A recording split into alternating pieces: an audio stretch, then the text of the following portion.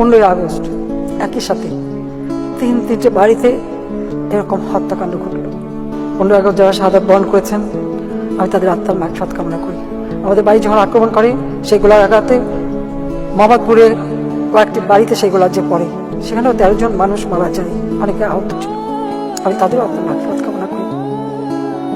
আমি আমার ছোট বোন রেহানা বিদেশে ছিলাম, বেঁচে গিয়েছিলাম ঘাতকের নির্মম বুলেটের আঘাত থেকে। এই বাচ্চা কত যন্ত্রণার বাচ্চা, যারা এই বাচ্চা তারা জানে।